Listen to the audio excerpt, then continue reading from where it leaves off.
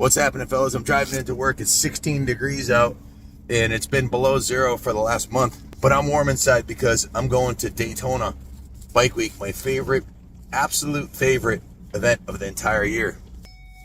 So it's easy for me to come up with a list of reasons why you should go to Daytona. It's just been the last 34 years of my life. I've gone every year except for 1 year. I think it was the year Junior was born, because he was born May 30th, and his mom didn't want to go, and I didn't want to ditch the family that close to him being born, you know. So it's been something that has kept me motivated during these cold, crazy, shitty winters that we have in New England, and drives me to keep pushing real hard. Okay, I put my seatbelt on, so I should stop now. For one, the weather. You go from, I would say 70% of the people at Daytona come from the Great White North, where it's been shitty and cold for the last 3 months and dark, and they haven't had any vitamin D sunlight since last, September. So we got to get out of the cold. That's a big part of it. It's probably some of the nicest weather of the year in Florida. It's usually 70 to 80 degrees, sunny, and absolutely beautiful. So it's not just for the motorcycles we go down to get out of the cold. It happens to be spring break for Canada the same weekend usually. So there's usually a bunch of spring bakers down there too, getting out of the cold. The beaches are absolutely freaking spectacular. You can ride your motorcycle or your car, I think it's 11 miles down the beach, which is one of the longest stretches on the East Coast. The beaches are spectacular. The pier at Main Street, you go down the end of Main Street and keep walking, and you go out the Daytona Beach Pier, which is an iconic, historic landmark. It's just spectacular. They have a restaurant up on the 3rd floor that you can see the beach on both sides at Main Street. They have a little amusement park down there, right on Main Street. And every motorcycle manufacturer on the planet that wants to be in business moving forward is there. They're all there. So all the brand new 2025 models, a lot of the prototypes, the new model releases, they're all at Daytona, from Harley Davidson to Honda and everything in between, A to Z, BMW, everybody's there. So, and the international motorcycle show that they have is mainly at the Daytona Speedway, but they also have this thing called Destination Daytona that's 10 miles north. It used to be called Bruce Robison's, I think, Harley Davidson, and then they changed it to Rossemeyer's, and now it's Destination Daytona. Bruce died in a motorcycle accident, sadly, RIP a couple years ago, but Rossemeyer Harley Davidson is absolutely freaking spectacular. I can only describe it as Disneyland for adult V-twin lovers. Anything, if you like anything Harley Davidson related, everybody's there, from Kraus Moto to Olin's to Legend to Clockworks, all the greatest people in the industry, S&S. And you can go in there with a bone stock Harley Davidson, literally bone stock. They all show up with a tractor trailer and 5 to 10 of their best techs, and round the clock the entire week. You can show up, drop off your stock Harley Davidson, come back 3 hours later, and it'd be a 150 horsepower turbocharged monster. Ask me how I know. I did that 1 year, and what a lot of fun. They give special pricing there. You want to buy Olin shocks or Legend shocks, they'll install them while you wait. You want to try out all the new seats from Saddlemen? Check that box. They're all there. Sly Fox, all the people in the industry, and a lot of the new up-and-comers get their first big break at Daytona. And it is the place where the whole industry, all the networking, you have to go if you want to be in the industry. Guess how we got our Buell franchise? Last year, we met the owner of Buell. Bill Melvin himself was there, and Troy Devlin and the rest of their crew. And that's where all the new opportunities open up. We got the Stark franchise from Daytona. We got Gas from Daytona. Just being at these big events where everybody is. So all the new motorcycles, all the new riding gear, all the eyewear, gloves, jackets. You want to buy new lights for your bike. Everything's there. Not just at Rossemeyer Harley Davidson, it's all a V-twin. But at Destination Daytona, it's the same exact thing. But it's mostly, it's for all brands, including Harley. It's absolutely spectacular. You want to put a new stereo on your bike, you can get it done there. Even if you can't afford to buy anything, you can plant the seeds for the future, because with goals, we create the future in advance. So when I was young and broke, when I was junior's age, 25 years old, the first time I went there, I couldn't rub two nickels together, but I flew down there, walked out of the Daytona International Airport, 2-hour flight from Connecticut, and look across the street and I see 3 brand new Harley Davidson tractor trailers, and I was like, oh my God, I gotta go check this out. So I walk across the street and there's rows after rows of brand new shining Harleys. I couldn't rub 2 nickels together, and was I wasn't homeless, but one step away from it, and I had a home, but no furniture. I had an apartment and no furniture, but had a bed. That was about it. But what an inspiration to go there and be surrounded by the most successful businesses in this industry. And the Harley people were so cool.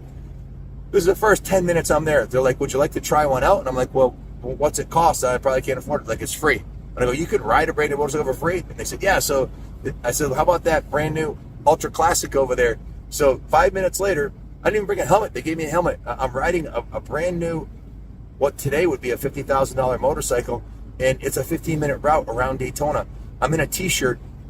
This is literally 2.5 hours after I left Connecticut in the freezing cold. I'm wearing a snowmobile jacket right now because it's 18 degrees now, a balmy 18.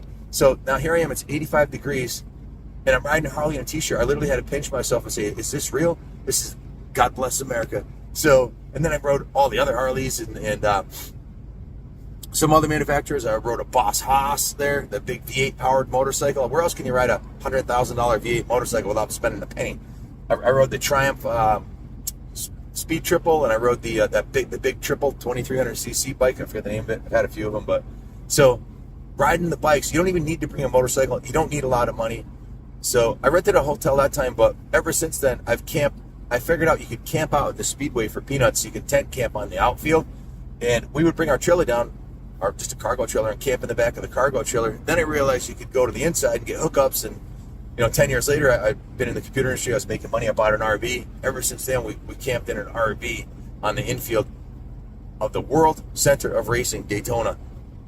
And the best part about camping at Daytona is Thursday and Friday, the factory teams all roll in, all of them, 25, 30 semis full of the best new motocross bikes you'll ever see.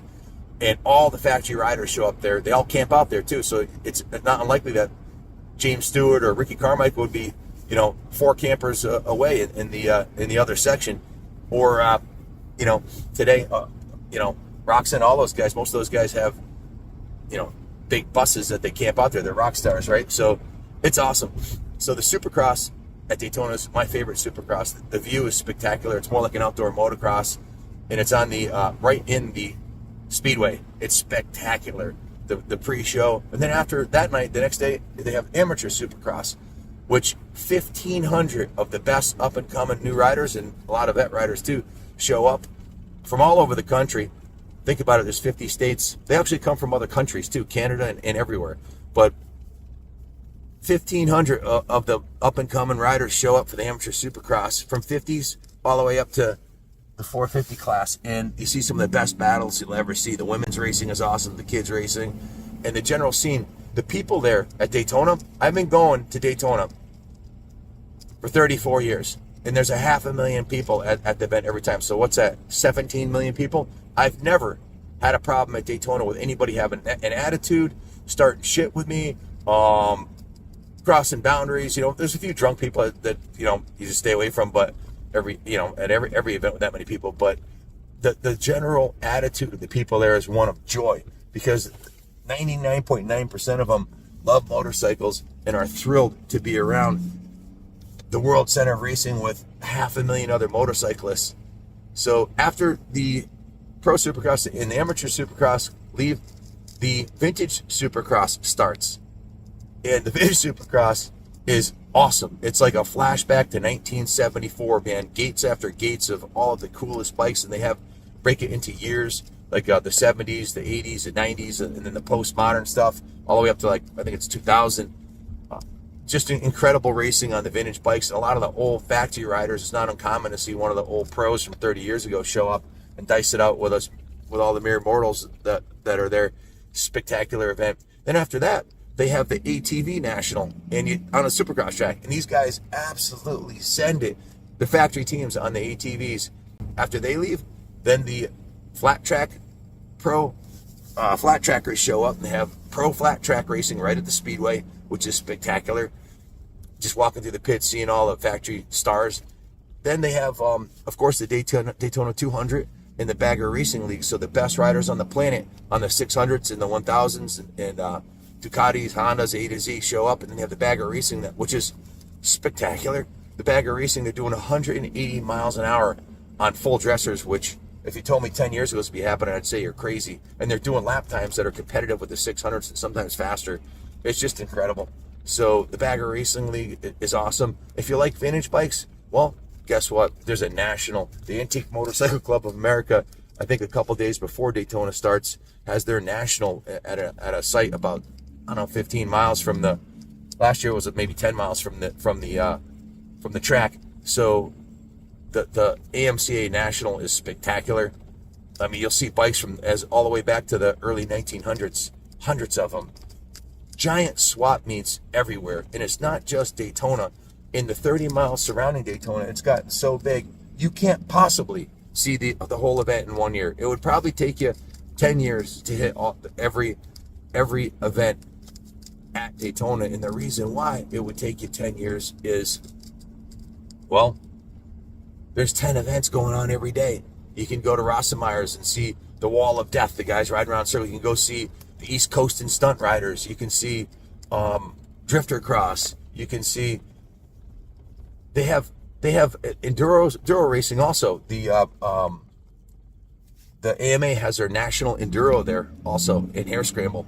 So off-road racing. Oh, and guess what? Now they even bought Arena Cross. So the pro Arena Cross riders are there on Friday night before the Supercross on Saturday. So it's sensory overload of everything that's great about motorcycles on the planet, combined with going from this freezing cold shit and being depressed and pale, and a lot of people, just get seasonal disorder because they're stuck freezing and working all the time like I am now. I'm blessed to do what I do, but some people hate their jobs, and for me, that's what Daytona was. I was in the computer industry for almost 30 years, and I don't really like my job. I did it because I made a lot of money, but it wasn't my passion. My passion was always motorcycles, and I'd write on the calendar just like I'm doing now.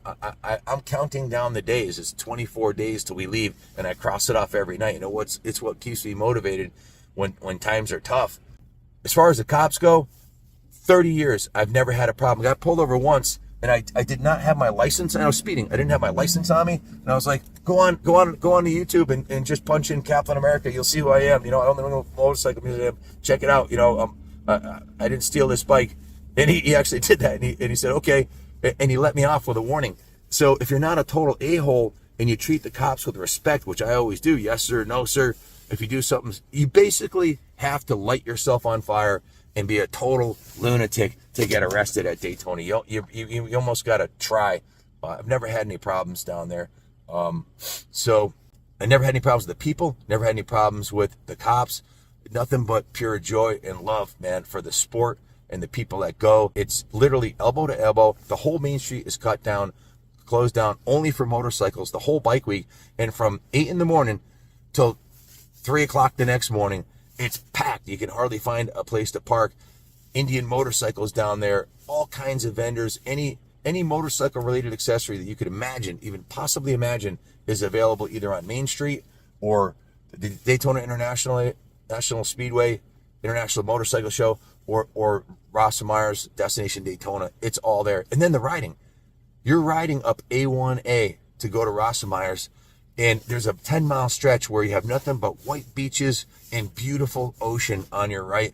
Sometimes you'll catch the sunrise or the moonrise over the ocean. It's just absolutely freaking spectacular. And if you come with your family, my kids, Taylor has been there. Jordan and Kenny went there every year for the first 15 years of their life because they didn't have a choice. And Taylor's been going every year, even after she moved out and had her own career. Right now she works for Honda Motor Company. But Junior's gone every year except for a couple. And Jordan has gone almost every time except for a couple. So we all love it. It's a fun family vacation doing what you love to do. So don't go if you want to be happy and get lots of sunshine and completely entertained for a week. Don't go. Stay home and be miserable. Keep drinking and smoking and whatever else you're doing to find happiness. But I hope you don't. I hope you put down the negativity. Buy a ticket to Daytona. Get a hotel room. Get a pup tent. They have tent camping section. You can camp out for peanuts. You can buy this thing called, I think they call it an all access ticket, which is every event at the Speedway for the entire week. I think it's like $300 or $400 for the master ticket. And then the tent camping's, I don't know exactly, last time I went was like $50. So, and they have showers there, spectacular high-end NASCAR shower facilities, like better than most campgrounds. So there's really no excuse not to go. I only am saying this because I want you to go from the bottom of my heart. I want you to experience the joy that it's given me and the motivation it's given me for a lifetime to continue dragging my ass out of bed to go to Planet Fitness every morning so I don't look like a fat whale when I get there and embarrass myself and my kids, and to work hard so I can afford to go. It's one of the things that drives me, Daytona. And I have some friends, like I told you, that went down and don't like it. They maybe they're a little more narrow-minded. Maybe they're burnt out on racing. Maybe they want hills. There's no hills in Daytona. I don't know, but I am a motorcycle enthusiast, and I love to go check out all the new Hondas, even the minis, the little Cubs and the Groms, and I love all that shit, man. I love going to the Kawasaki booth and seeing all those motorcycles, and I hope you open your mind and you give it a shot. And if you got kids, please take them. Let the seeds of enthusiasm for the sport we love be planted on fertile soil on those youngsters. Bring them to the Supercross. Bring them to the Daytona 200 when they're little.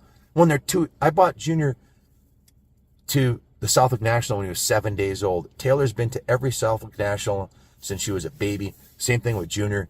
Let their love for this sport be inspired by you being a good parent and taking them to these events. So, and if you're 60 years old, like I'm going to be in April, and you've never gone, please go before it's too late. Put it on your bucket list. Go with an open mind. Go by yourself. I've gone by myself and had the first time I went there was by myself and had a spectacular time, because you're never alone. You're surrounded by 500,000 people.